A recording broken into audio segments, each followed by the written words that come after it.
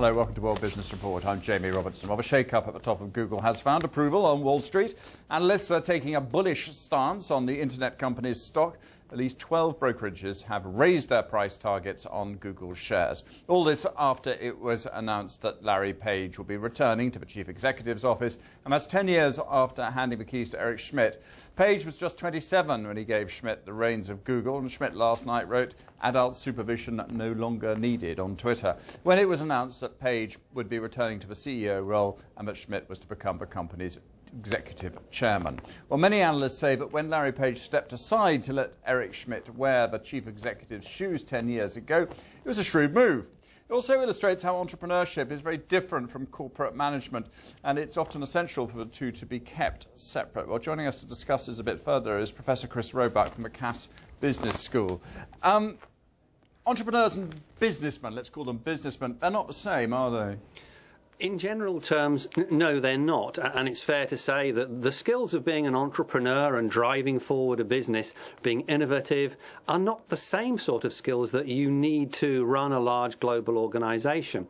Having said that, there are people who have been capable of doing both, but that's extremely unusual. And here with Google, we have an interesting example of somebody who was capable of doing the first stage, then went away, developed their capability, and has now come back with greater skills to take the organization forward again.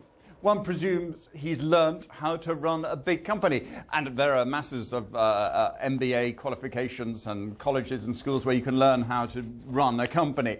Can you learn how to be an entrepreneur?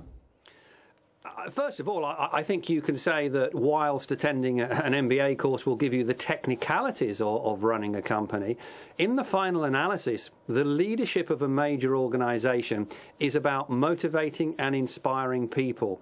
What most people don't realise is that employees have to decide to give you extra performance, and about 50% of that decision is emotional and not rational.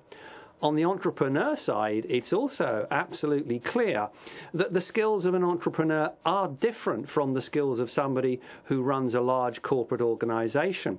But equally, it's fair to say that many large corporate organisations are trying to develop those innovative entrepreneurial skills in those organisations to keep them ahead of their competition. So it's not a one-size-fits-all, or you can only be an entrepreneur or a corporate man. Very interesting. Chris Roebuck, thank you very much indeed. I'm Chief Executive of General Electric.